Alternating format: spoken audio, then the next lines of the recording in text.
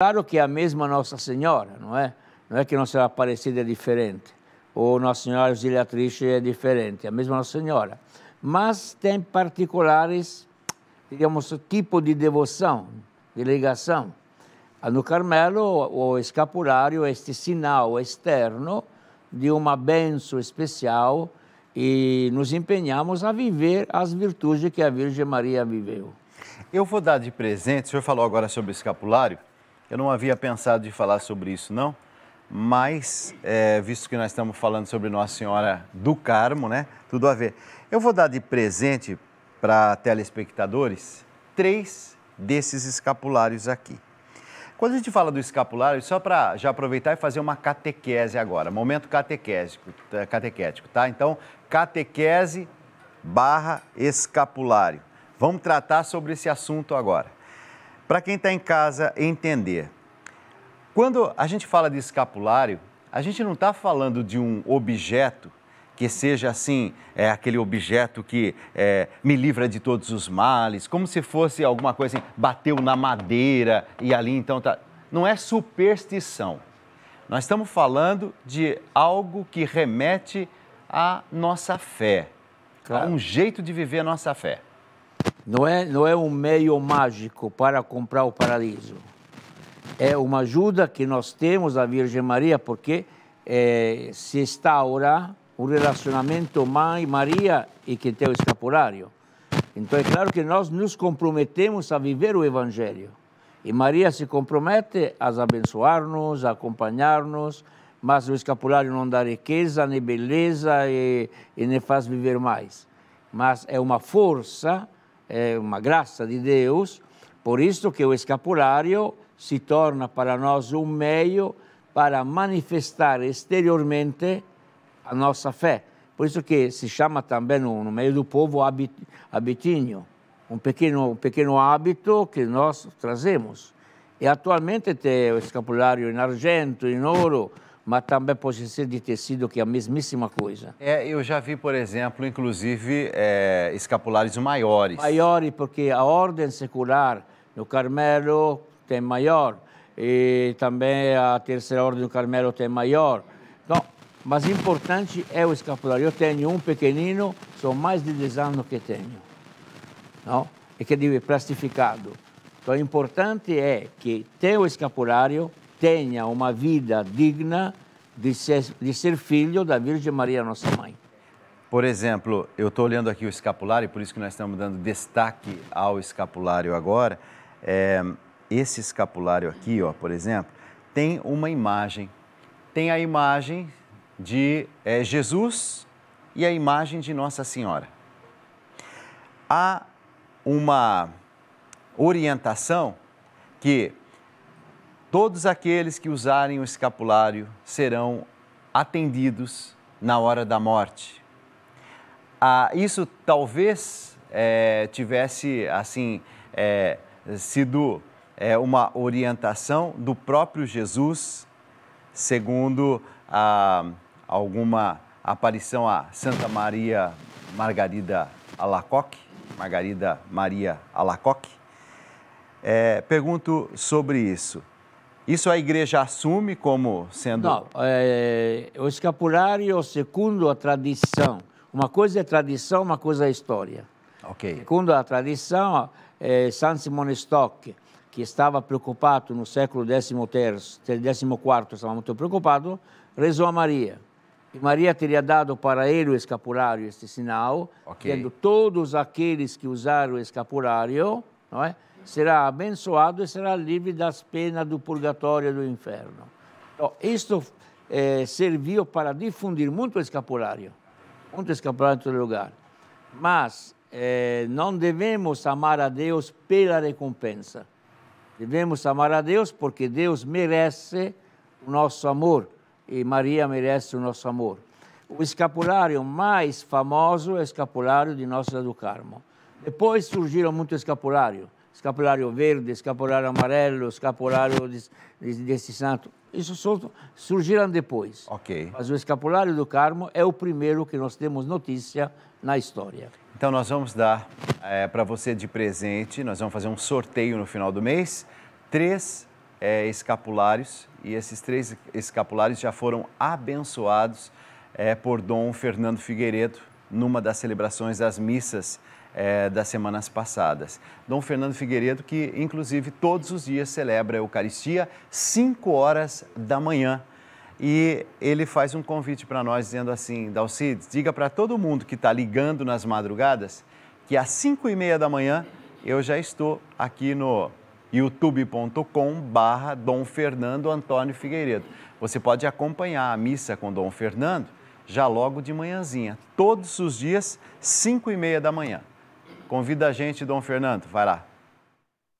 Durante todo esse mês de julho, vamos nos encontrar aqui nesta capela, Santuário Nossa Senhora Mãe de Deus, rezando a Santa Missa. E convido você para participar e vou colocar você, sua família, suas intenções junto ao Senhor na intercessão de São Bento. São Bento, rogai por nós.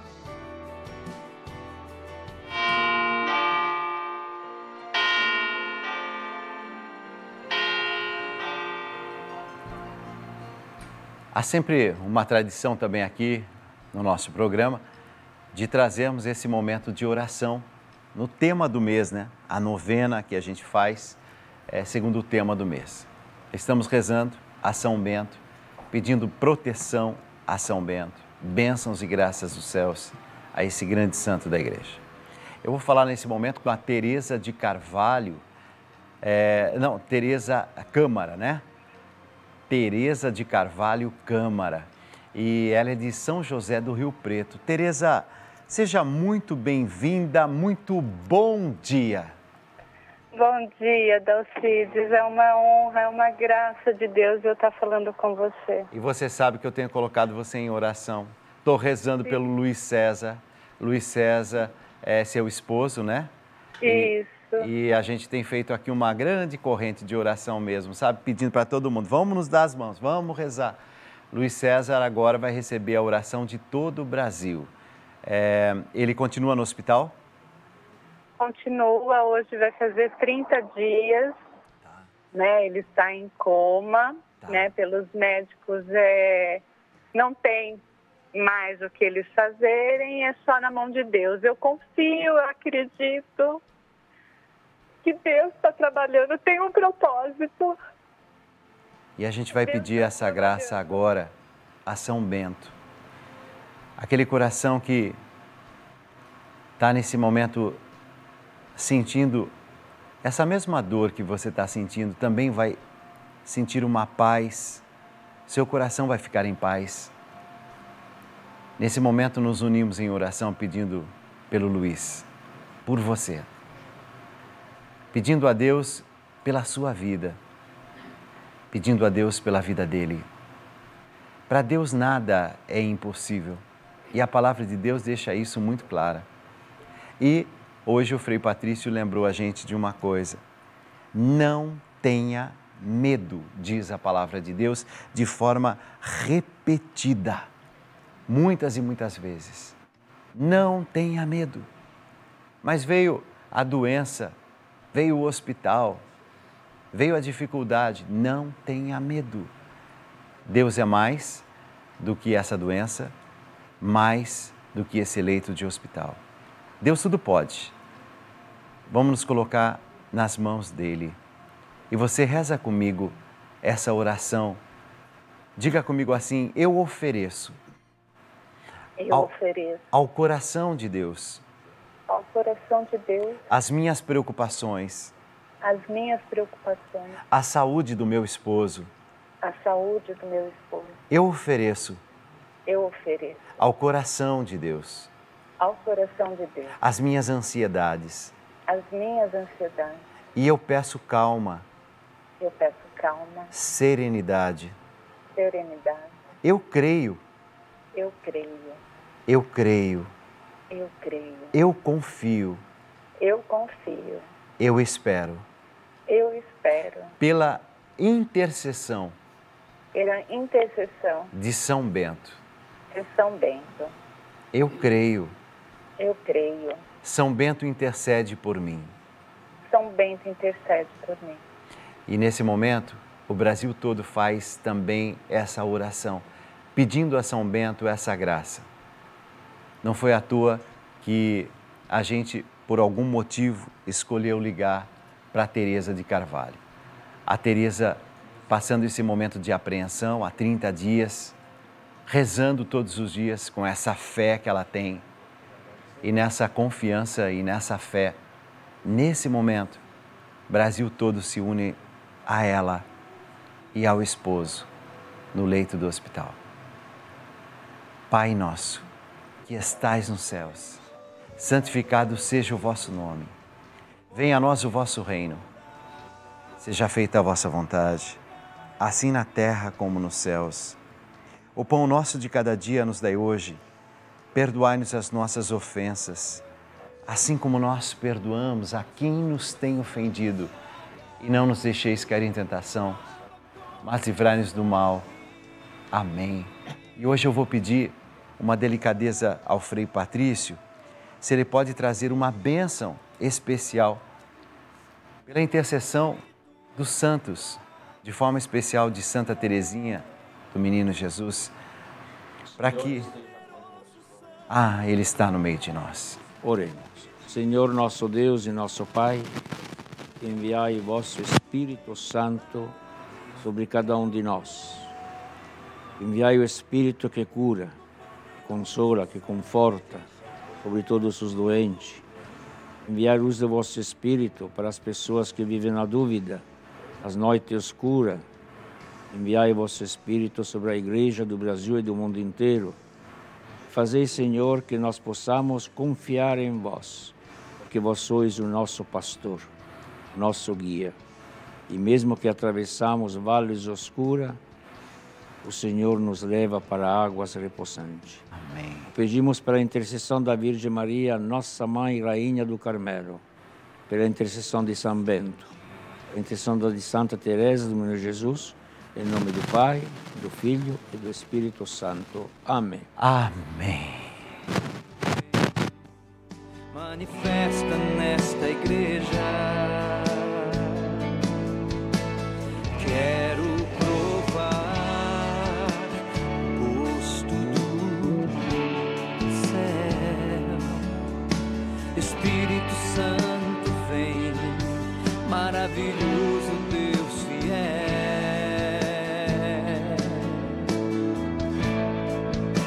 Senhor, eu creio que podes curar. Toca em mim.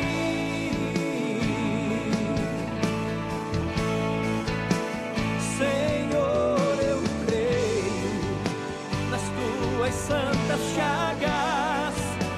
Me lava com teu sangue.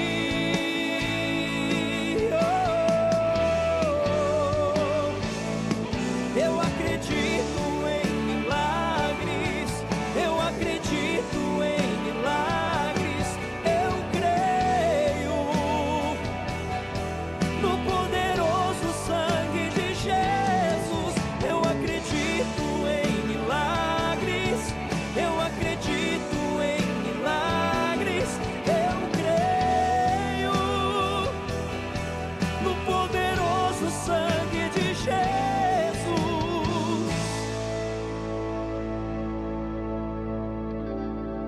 Pelo poder do teu sangue. Os santos Luís e Zélia Martim, pais de Santa Teresa do Menino Jesus, têm uma bela história de amor marcada pela confiança em Deus, uma intensa vida de piedade e cruz. Luís nasceu em 22 de agosto de 1823 e Zélia chegou ao mundo 8 anos depois. Ambos cresceram em famílias militares e católicas. Eram pessoas devotas desde muito jovens. Durante sua juventude e antes de se conhecerem, Maria Zélia queria levar uma vida religiosa, enquanto Luís Martim sentia o mesmo desejo de dedicar sua vida a Deus.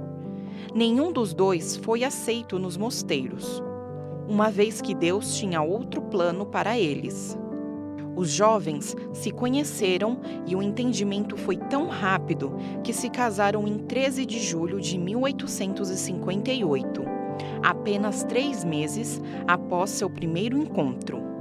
Levaram uma vida matrimonial exemplar. Missa diária, oração pessoal e comunitária, confissão frequente e participação na vida paroquial. De sua união, nasceram 9 filhos, 4 dos quais morreram prematuramente.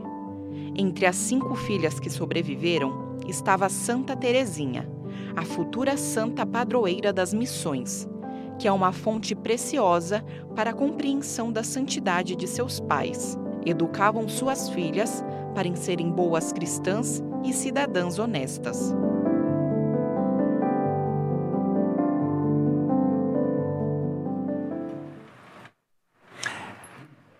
A vida de pais santos. Uma coisa me chamou a atenção aqui, e eu encontrei isso no livro do Frei Patrício Chiadini, Santos Luís e Zélia, os pais de Santa Teresinha. Esse livro é maravilhoso, é um livro realmente muito bom, e esse livro é da editora Ângelos e da editora Sagrada Família. Mas uma coisa ali me chamou a atenção, logo nas primeiras páginas, o Frei faz um destaque. Ele diz assim: em geral, as pessoas são declaradas santas isoladamente. Mas aqui aconteceu um fenômeno diferente. Os dois foram consagrados, tornados santos, declarados santos pela igreja oficialmente, juntos, como casal, não como uma santidade como caminho individual. Isso me parece que é uma característica de poucos. Eu não conheço ninguém que tenha sido dessa forma. Sim, a maneira que a igreja, como você dizia, é uma igreja em caminho. Então, mesmo a santidade, ela vai assumindo enfoque diferente. Temos muito na igreja que são casal santo. Joaquim e Ana, por exemplo. Individualmente. Sim. Então, se faz um processo de canonização para a mulher e um processo de canonização para o homem. Mas a igreja percebeu que o sacramento do matrimônio santifica o marido e a mulher, porque é um sacramento de união. Então, mesmo a fé, como disse também o apóstolo Paulo, a fé da mulher santifica o marido seja santificado pela mulher. Então, nesse sentido, eu diria que é resgatar a figura da família como uma unidade harmoniosa. Não como pessoa que um caminha à direita e outro vai à esquerda. Não, caminhar junto. Porque os filhos se colocam no mundo junto, se educam junto. E hoje o grande mal da família é que tem um pouco uma destruturação. Então a família hoje perdeu esta unidade, esta harmonia, porque se busca o prazer pessoal, o comodismo pessoal, e se esquece de um valor que é unitário. Por exemplo, eu sempre penso que num divórcio, quem sofre não é o pai, não é a mãe, são os filhos. Eles que sofrem mais. Então, eu diria que é necessário que os pais tenham um amor muito grande para os filhos para superar as inevitáveis dificuldades no matrimônio. Amoris Laetitia, o documento do Papa Francisco, do Sínodo, tenta, em qualquer maneira, de ajudar os casais a se reencontrar. Então, é por isso que o Papa Francisco declarou santos, Zélia e Luís, no fim do Sínodo da Família, próprio para apresentar um modelo familiar de oração, de perdão, de comunhão, de convivência, tudo aquilo que comporta o matrimônio. Eu vi que cada um deles estava tentando fazer um caminho na vida religiosa individualmente. Tanto assim que Luís pediu para ser monge, Zélia queria entrar no convento e ambos, me parece que receberam um não no convento. Eu estou falando isso porque isso me chamou a atenção, que eu conheço algumas pessoas também que já tentaram fazer o caminho na vida religiosa e receberam um não como resposta. conheci gente que ficou revoltado, gente que não aceitou, gente que ficou triste.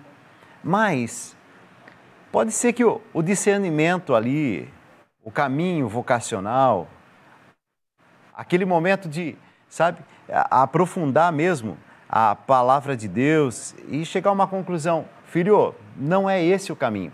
Isso não é uma ofensa para você. Eu estou falando porque tem gente nessa situação me acompanhando, porque vira e mexe alguém me escreve. Não é porque foi dito para você, não é seu caminho o sacerdócio, não é o seu caminho a vida religiosa. Isso não significa que você não é chamado a uma vida de santidade. Estou errado nessa reflexão? A vida de santidade é para todos. Todo mundo. Não somente para os cristãos, mas podemos estender o sentido de santidade, de vida comprometida, a todos os homens e mulheres de boa vontade. Eu sonho sempre que um dia a igreja, no ano 2500, não sei quando, proclame um dia de agradecimento para todos os homens de boa vontade. Uma festa universal do santo. Isso é possível porque se busca a Deus, mesmo não sabendo. Agora é importante aquilo que você dizia, devemos lembrar-nos que diz o profeta Isaías: os meus caminhos não são os vossos caminhos. Perfeito. Os meus sonhos não são os vossos sonhos. Então, Deus não é que mude caminho. Deus preparou para nós um projeto de vida. E, às vezes, nós não sabemos ler os sinais dos tempos, não sabemos conhecer a nossa psicologia, a nossa realidade humana. Então, somos cabeça dura. Este povo é cabeça dura. Então, quando nós nos colocamos na atitude de disponibilidade, de escuta, e vamos tomar consciência que o não que nos é dito é o não que vem de Deus. Porque tanto somos generosos quando dizemos sim e quando dizemos não. O importante é encontrar a nossa felicidade. E a felicidade é algo de muito, direi, harmonioso de todo o nosso ser. Qual é a vocação mais importante? É do Papa? Não. É do cardeal? Não. É do bispo? É do padre? É da freira? Não. A vocação, a felicidade, a vocação é aquela que Deus preparou para nós. O Frei Patrício Chiadini, ele escreveu esse livro e foi dizendo detalhes, né, pelas suas pesquisas, seus estudos. Ele foi trazendo detalhes sobre a vida dos pais de Santa Teresinha do Menino Jesus. Tanto assim que a capa do livro traz a imagem dela, né, ao lado do pai, ao lado da mãe, né? Tá aqui, ó. Olha que coisa linda, ó. Nossa, é linda essa capa também, hein? Ó, os pais, né? Luiz, Zélia e Teresinha do Menino Jesus. Mas ela teve irmãos e irmãs, não teve? Homens e mulheres? Sim. Sim. Só que os homens morreram todos. Os homens morreram todos, tá? E dois meninos morreram, duas meninas morreram e sobrou cinco irmãs. E estas irmãs, 4 entraram para o Carmelo de Lisieux e uma, Leônia, que também tem o processo de canonização dela, entrou para as visitandinas. Não é? Então, praticamente, a família Martin não tem descendente, em linha direta. Então, ele só é uma família que sentiu este chamado, não como imposição, mas diria quase natural. É porque a vocação nasce dentro da família. Por isso que, se você me permite estou convencido que todas as pastorais são necessárias. E vão surgindo sempre pastorais novas. Sim. Mas eu creio que a pastoral das pastorais é a pastoral familiar. Recuperando a família, nós recuperamos a humanidade. Devemos ter uma atenção toda particular para a família. Porque é aí que está o segredo de volta de vocações, o segredo de cristão comprometido, de pessoa honesta na vida civil, de pessoas que, diríamos assim, tiveram a alegria de ser educada não antes pelo Estado, mas antes pela família. Porque a primeira catequese é na família. Santa Teresinha do Menino Jesus se tornou órfã de mãe muito cedo. 4 anos e meio. 4 anos e meio, lá estava essa menininha aqui, né? Já sem a mãe. mas a figura das irmãs foram fundamentais, porque me parece que as irmãs assumiram um pouco esse papel de mãe. Foram fundamental e, porém, não ajudaram o sentido de perda. Santa Teresinha. Morre a mãe e Teresinha, que é pequena, é guiada pela irmã. Depois a irmã entra no Carmelo, a segunda irmã vai guiando dela. Depois também a segunda irmã entra no Carmelo também. Então ela se encontra sempre nesse momento de vazio. Mas ela supera tudo isto através da figura do pai. Porque a figura do pai substitui muito bem a figura de mãe. Eu, por exemplo, não conheci meu pai porque morreu na guerra de 45 e minha mãe estava grávida de 1 mês. Mas a minha mãe me educou, mãe e pai. Como também Deus é pai e mãe. Nós devemos redescobrir esta complementariedade na nossa vida. Isso é muito bonito. A Zélia, mãe de Santa Teresinha, não tinha essa certeza em relação ao Luiz, se ele seria capaz de conduzir. Tinha, porque Luiz era um pouco silencioso, um pouco introvertido, e também porque viciava as meninas. Não? O pai dava tudo para as meninas, e a mãe diz claramente isto, que estava viciando. Eu acho que este livro, por exemplo, poderia ser um bom presente para a festa dos pais, que está perto, para que os pais redescubram a alegria de educar os seus filhos. Eu devo agradecer a Maristela, ao Ítalo, porque escrevi este livro em 20 dias. 20 dias? Nem completo. Pode perguntar a Maristela, 20 dias, nem completo. Ô Frei, o senhor está oferecendo aos pais um itinerário, está oferecendo aos pais um caminho. Então você está entendendo que esse livro, né, que eu vou até pedir para se colocar em destaque agora, esse livro, Santos Luiz e Zélia Martim, pais santos gerando santos, filhos santos, né? E essa santidade em família, o senhor chamou a atenção para algo tão fundamental, e que muitas vezes a gente se esquece. A gente pensa em tantas novidades, né, no modo de viver a fé, e de repente a coisa mais importante é a família. Há uma canção bonita, e eu vou cantar essa canção agora para você que está em casa. E depois, eu tenho certeza que você vai gostar também de conhecer mais um detalhezinho sobre a vida de Santa Teresinha do Menino Jesus. Que nenhuma família comece em qualquer de repente. Que nenhuma família termine por falta de amor. Que o casal seja um para o outro, de corpo e de mente. E que nada no mundo separe um casal sonhador. Que nenhuma família se abrigue debaixo da ponte. Que ninguém interfira no lar e na vida dos dois. Que ninguém os obrigue a viver sem nenhum horizonte. Que eles vivam do ontem e do hoje em função de um depois. Que a família comece e termine sabendo onde vai. E que o homem carregue nos ombros a graça de um pai.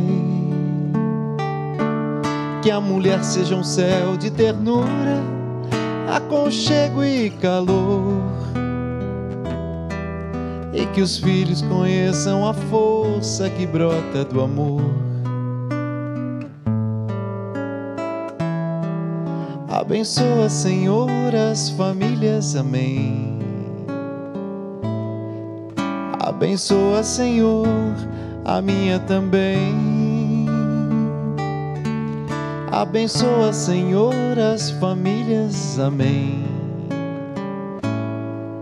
Abençoa, Senhor, a minha também. Que marido e mulher tenham força de amar sem medida. Que ninguém vá dormir sem pedir ou sem dar seu perdão.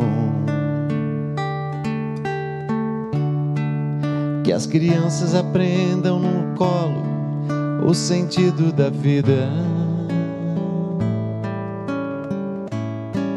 Que a família celebre a partilha do abraço e do pão. Que marido e mulher não se traiam nem traiam seus filhos.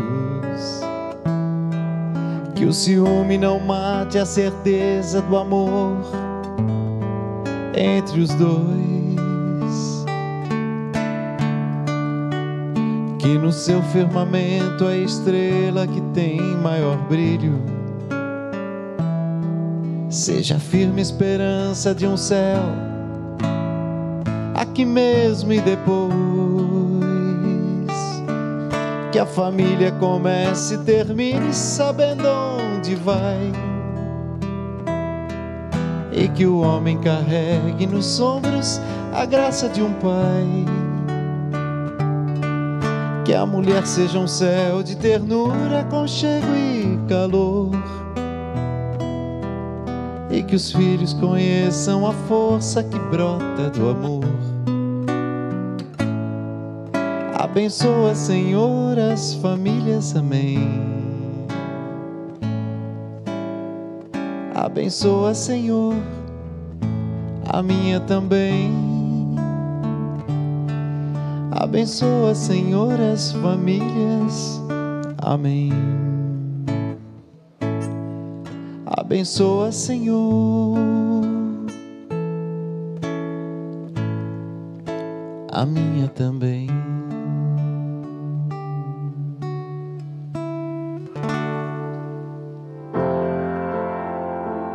Não quero ser santa pela metade, escolho tudo. Essa foi uma das frases ditas pela grande doutora da Igreja, Santa Teresinha do Menino Jesus. Nascida na França, em uma família muito temente a Deus, Teresinha foi a caçula de 9 irmãos, onde 4 morreram com pouca idade, restando as outras 4 irmãs, que também se tornaram freiras. À primeira vista, parece que Teresinha foi santa desde a sua infância, mas sua história mostra um caminho de amadurecimento em meio a muitos sofrimentos, como, por exemplo, a perda de sua mãe quando tinha 4 anos, a ida de suas irmãs para o Carmelo, a tuberculose e outros problemas de enfermidade nos seus últimos anos de vida. Quando tinha apenas 15 anos, Teresinha estava decidida a entrar para a Ordem das Carmelitas Descalças, mas ainda não poderia por causa das regras da igreja. Mesmo assim, ela não desistiu. Em uma viagem feita à Itália, teve a ousadia de pedir a autorização ao Papa Leão XIII para entrar no Carmelo e ele concedeu. Teresinha revelou ao mundo que a perfeição e a santidade podem estar nas pequenas coisas, nos pequenos gestos e obrigações cotidianas que fazemos com amor. Ela dizia: sigamos o caminho da simplicidade. Nos entreguemos com todo o nosso ser ao amor. Em tudo, busquemos fazer a vontade de Deus. O zelo pela salvação das pessoas devore nosso coração. Ela ensina a teologia profunda da simplicidade, a pequena via. Ela dizia que não tinha forças para fazer as grandes obras heróicas dos famosos santos da igreja, mas conseguia fazer pequenas coisas. E eram nessas pequenas coisas que estava o segredo de sua santidade. Pegar um alfinete caído no chão com amor produz fruto de santidade. Em seu leito de morte, com apenas 24 anos, disse suas últimas palavras: Ó, amo, Deus meu, amo-vos. Após a sua morte, aconteceu a publicação de seus escritos, que se tornaram mundialmente reconhecidos. Assim, realizou a sua promessa de espalhar uma chuva de rosas, de milagres e de graças por todo o mundo. Santa Teresinha do Menino Jesus e da Sagrada Face, rogai por nós. 1h35. Eu estou aqui conversando com o Frei Patrício Chiadini. Santos Luís e Zélia Martim, Pais Santos Gerando Santos. É um livro maravilhoso que eu quero indicar para todo mundo. É pela editora, acho que é fácil através do site, não é isso? O site da editora Ângelus, isso, angeluseditora.com. É dessa forma que você pode adquirir. Se você adquirir, você já tem o seu presente para dar aí para o seu esposo, para o seu pai. Quem sabe esse Dia dos Pais possa ser realmente o começo ou a retomada de um novo jeito de se viver a vida em família, inspirados em dois grandes santos da igreja. Na página 277 do seu livro, o senhor diz assim: se queremos nos identificar com Cristo, não podemos fugir do sofrimento, das noites escuras físicas, como as doenças, das noites escuras mentais, como depressão, das noites escuras da fé, em que tudo nos parece inútil e que nos sentimos abandonados por Deus e pelos homens. Forte isso, gente. Quando o senhor fala isso, eu estou imaginando assim que quem está em casa, mas eu estou pedindo a cura da Alcides, eu sei, e eu também peço a cura para mim, para aquelas pessoas que a gente ama, mas identificar-se com o Cristo na cruz, com o sofrimento de Cristo. Passar muitas vezes por noites escuras, passar muitas vezes por situações que a gente não sabe o que vai acontecer. Aconteça o que acontecer, Deus está no comando dessa situação. Olha, isso é viver a fé, mas viver a fé dessa forma é preciso ter um coração muito em sintonia com Ele. Bom, viver a fé é noite, porque a fé, na carta aos Hebreus, capítulo 11, se define a fé, substância do que não se vê, nossa esperança. Então, quando eu compreendo a vida, não preciso de fé. Quando eu não compreendo o porquê. Por isso que também Jesus teve necessidade da fé. No capítulo 12 da carta aos Hebreus, fixamos os nossos olhos em Cristo Jesus, autor e consumador da fé. A fé, a Virgem Maria necessitou, nós necessitamos de fé. E que essa fé, como nós provamos a nossa fé? Deixando-nos conduzir. Há uma frase em Edith Stein, carmelita, que sempre me chamou a atenção. Deus nos conduz. Não sabemos para onde nos conduz, mas sabemos que Ele nos conduz. Então, Teresinha teve a sua noite de fé, porque todos os santos passam pela noite da fé. E todos os cristãos que vivem verdadeiramente a própria vida como cristão, passam por uma noite de fé, que às vezes são as incompreensões em família. Você está sempre na igreja, você deixa a família, procura incompreensões no trabalho, incompreensões pela sua saúde, pela sua oração, mas está sempre rezando aí, não muda. Então, são noites de fé que nós experimentamos. É que nesta noite de fé nós devemos ter a certeza que Deus caminha conosco. Mesmo que pode uma mãe abandonar o seu filho, mesmo que isso acontecer, eu, teu Deus, não te abandonarei. Então, eu gostei dos teus livros lá da Palavra de Deus e quase gostaria de ter, para poder ver e poder ler. Isso é muito carinho o senhor vai receber. É muito importante na nossa vida, não? E atualmente as edições carmelitanas publicaram também todas as cartas de Zélia e de Luís. Porque Zélia escrevia muita carta. Então, lendo as cartas de Zélia, de Santa Zélia, nós compreendemos a vida familiar, a morte, o sofrimento pela morte, o sofrimento pela doença dela, o sofrimento por não ter um marido que, segundo ela, não era o melhor educador. Tudo isto nos ajuda a entender que Deus, nas noites, sempre coloca ao nosso lado alguém. Olha, Frei Patrício está falando uma coisa que eu não havia percebido. Até algumas críticas que Zélia faz a Luiz, como educador, como pai, né? Podia ser um pouquinho mais afetivo, quem sabe, poderia ser... Não, duro. Não mais duro, desculpa. Um pouquinho mais duro, que é muito afetivo e tal. Até as críticas mostram que não era um lar perfeito. Claro. Porque muitas vezes a gente fica imaginando assim a santidade, né? Ou então um livro como esse, Santos, Luiz e Zélia, alguns já podiam dizer assim, mas é tão diferente, a minha família tem assim as dificuldades. Gente, a doença veio a essa família, críticas a essa família, dificuldades de, assim, através do diálogo, né? Tentando encontrar um melhor caminho, pensamentos diferentes em relação à educação dos filhos. Eu estou falando de um livro que traz, não assim, um conto de fadas, mas traz a realidade de um casal em busca de Deus com profundidade. Se me permite, o Luiz, ele no fim da vida, atravessou Alzheimer, ele ficou louco. Então, o sofrimento das filhas em saber que o pai estava internado no hospital psiquiátrico foi muito grande, foram 2 noites. E nos momentos de lucidez, ele dizia, todo mundo me abandonou. E minha filha Celina, que depois entrará no Carmelo, será aquela que acompanha continuamente. Então, uma noite dupla. A noite do pai de sentir-se abandonado. E a noite das filhas de ver o pai, porque a clausura naquele tempo não podia sair. Não podia visitar o pai não podia visitar ela. Então, mas em tudo isto, tem a confiança em Deus. É o abandono, é a certeza que Deus é Pai. O senhor sabe que o senhor tocou várias vezes na questão da noite escura.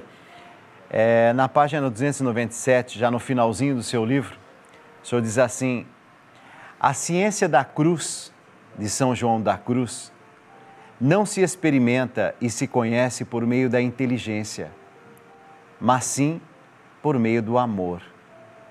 No caminho do casal Martim, e depois da morte da esposa, na vida de viuvez de Luiz, a cruz está presente como um dom de Deus e é aceita com serenidade de espírito, como vontade de Deus na vida de cada dia.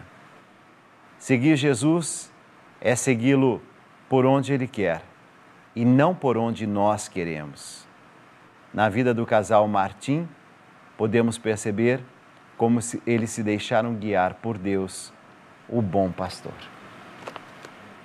Isso é muito lindo, porque o senhor vai dizendo assim, depois de tudo, assim, na velhice, não é que ele foi colhendo os frutos, então aí, ai que vida maravilhosa, tudo ficou perfeito.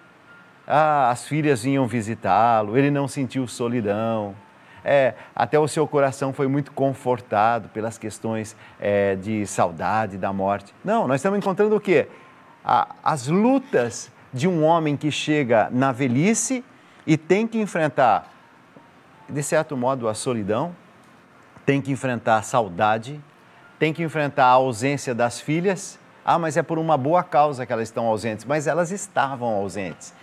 E não me parece em nenhum momento uma atitude de revolta, né? Não, mas quando nós confiamos em Deus, não podemos ter revolta, porque sabemos que Ele vai conduzindo. Podemos ter momento de desequilíbrio, ou momento de sofrimento. De fato, a noite da fé de Santa Teresinha, ela diz, me parecia de viver num país cheio de neblina. Me parecia de entrar por um túnel. Sabia que este túnel um dia terminaria, mas não sabia quando. Então, quem tem fé não se revolta. Sofre, mas sempre sabe dizer uma palavrinha pequenina. Seja feita a vossa vontade. Há uma música que diz assim, Deus é Deus, independentemente daquilo que acontece, Deus é Deus. Independentemente das coisas, se acontecem de uma forma como eu estava esperando ou não, isso não muda a essência de Deus.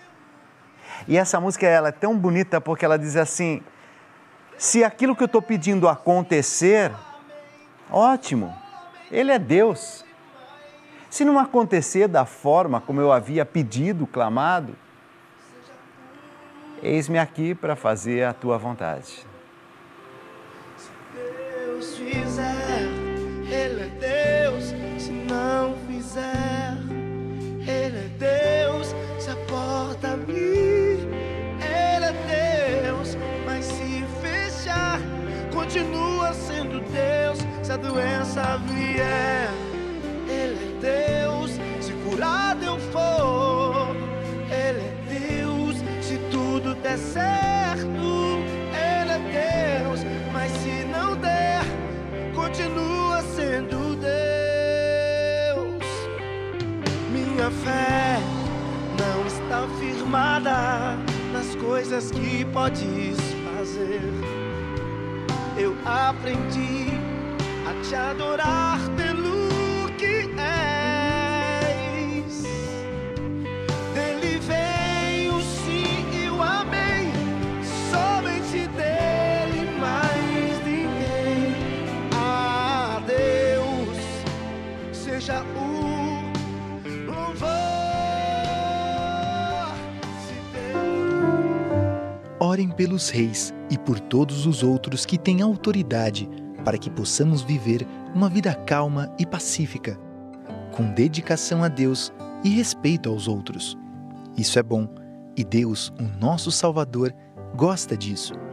Ele quer que todos sejam salvos e venham a conhecer a verdade, pois existe um só Deus e uma só pessoa que une Deus com os seres humanos, o ser humano Cristo Jesus, que deu a sua vida para que todos fiquem livres dos seus pecados. Esta foi a prova, dada no tempo certo, de que Deus quer que todos sejam salvos. E eu fui escolhido como apóstolo e mestre dos não-judeus para anunciar a mensagem da fé e da verdade. Eu não estou mentindo, estou dizendo a verdade.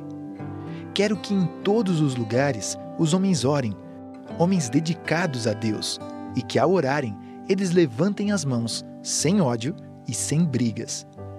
Quero também que as mulheres sejam sensatas, usem roupas decentes e simples, que elas se enfeitem, mas não com penteados complicados, nem com joias de ouro ou de pérolas, nem com roupas caras. Que se enfeitem com boas ações, como devem fazer as mulheres que dizem que são dedicadas a Deus.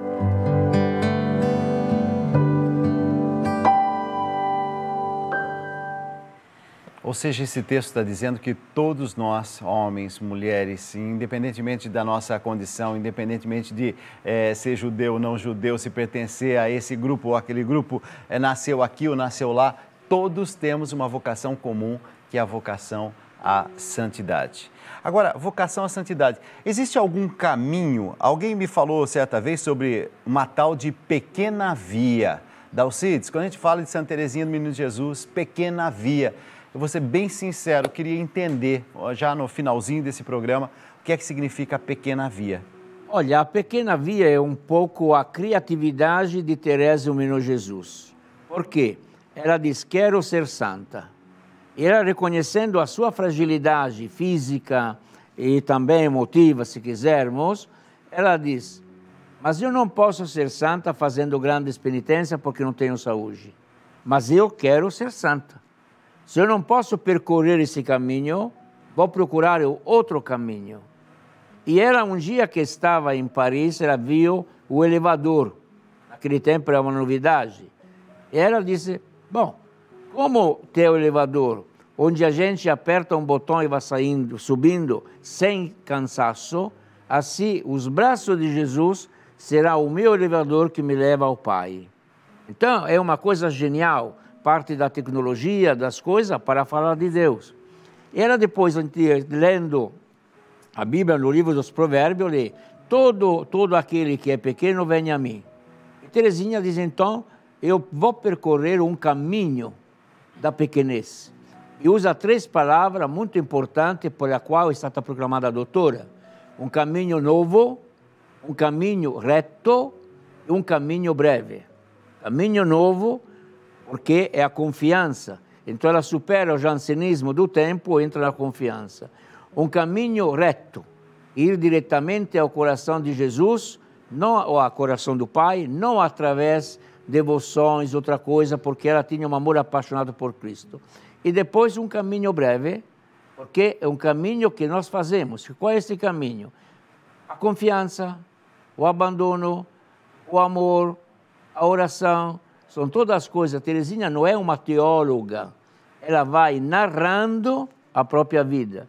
Eu estou preparando, desde o Egito, pode ser que te interesse, um curso aqui no Brasil sobre Santa Teresinha do Menino Jesus, online, onde temos bispo que vai falar, temos frade, temos freira, são 43, 44 palestras, para poder preparar-nos para o ano que vem, 150 anos do nascimento de Santa Teresinha. E no 25, o ano da sua canonização. Então, esse caminho todo podemos fazer, porque Deus não quer as nossas obras, Teresinha. Deus quer o nosso amor. Pensar em uma pessoa que eu amo e rezar por ela. A oração para mim é lançar o olhar para o céu, é um desabafo do coração, é um grito de alegria. Então, Teresinha nos leva a uma santidade, a um caminho melhor de santidade, feito de pequenas coisas. E a primeira coisa para esse caminho, ela disse na primeira página da História de uma Alma, a perfeição consiste em aceitar a si mesmo. Se uma rosa quer ser lírio, destrói a sua identidade. Se uma margarida quer ser, será que flor, vai destruindo a sua identidade. Cada um de nós, para ser santo, deve amar a si mesmo e aceitar a si mesmo. O senhor fala de um jeito simples, que eu já passei a entender que santidade não precisa ser um negócio complicado, não é para alguns escolhidos. Não. É para todos. É para todos nós, todos nós fomos escolhidos. Aliás, nós vivemos circundados de santo. Você é um santo, é batizado. Eu sou um santo, o outro é santo. O pecado são os acidentes do caminho. Mas nós superamos quando temos amor. Voltar atrás, pedir perdão, é já um caminho para sermos santos. Eu tive a alegria de entrevistar, ao longo desse programa, um dos homens que tem uma espiritualidade que marca o Brasil e marca o mundo. Essa é exageração, isso. Não é exageração. Eu tinha 12 anos de idade e eu li pela primeira vez um livro do Frei. Frei, 12 anos de idade, como é que pode um moleque já se interessar por alguma coisa que o senhor escrevia? Então tem alguma coisa no seu jeito de fazer, de falar, de escrever, que toca qualquer coração. Eu, quando eu escrevo, me preocupo de não usar palavras difíceis. Eu acho que é isso. Porque eu não sei. Eu não sei palavras difíceis. Esse é o meu discurso aqui. Se eu entendo, penso que os outros entendem também. Nós vamos fazer agora a nossa oração da noite. Eu vou pedir se o senhor pode dar a bênção para nós, que vai ser a bênção nessa noite especial. Eu quero agradecer muito. O Frei Patrício Chiadini tem me ajudado muito ao longo desses anos todos. E como é bom chegar aos 55 anos de idade, olhar para trás, saber que alguns grandes mestres me ajudaram na vida. Está aqui um dos homens que mais me ajudou espiritualmente. Eu queria dar como notícia que em outubro vou lançar outro livrinho, já prometi para Maristela, O Mês com Santa Teresinha. Ótimo, então nós vamos estar juntos aqui para mostrar o seu novo livro. Vamos à oração da noite, vamos lá.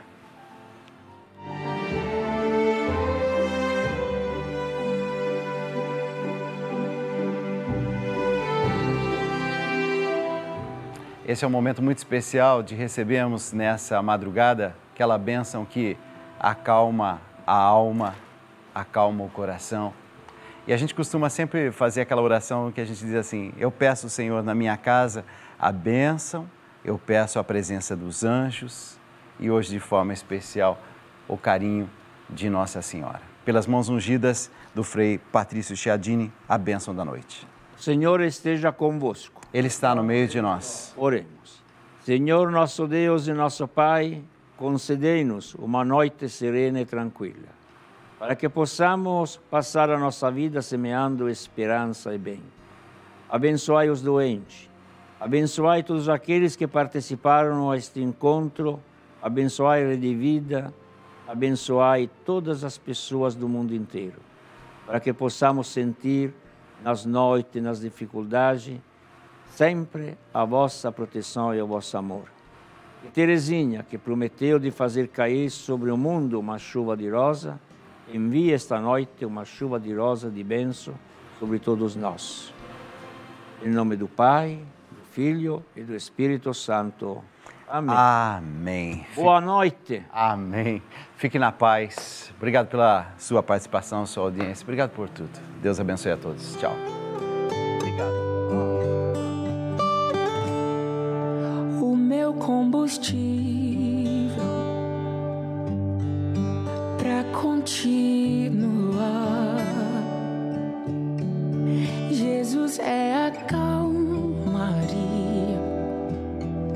o aconchego dos meus dias, o meu alicerce pra não desistir. Não tá sendo fácil aqui, mas eu tenho que seguir. Tá tão complicado, Pai. Eu confesso, eu tô cansado e não quero mais. Tô exausto e com medo. Tem dias que o peito aperta, tem dias que o fardo pesa. Nem que fosse arrastando, eu não volto pra trás. Fica aqui comigo e não sai mais. És o meu alívio, tudo que eu preciso bem aqui comigo pra eu continuar. Que me impulsiona todos os dias pra eu não parar. Tu és o motivo, Jesus, que eu tenho pra avançar. És o meu alívio, a força e o ânimo que eu necessito pra prosseguir. Se eu não desisti, o motivo é porque sempre esteve aqui. Nos piores momentos, dizendo que nunca desiste de mim. Pra onde eu irei se o que eu preciso só encontro em ti?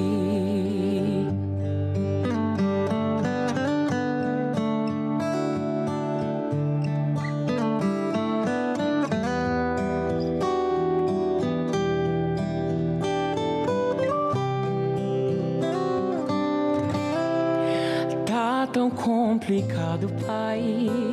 Eu confesso, eu tô cansado e não quero mais. Tô exausto e com medo. Tem dias que o peito aperta.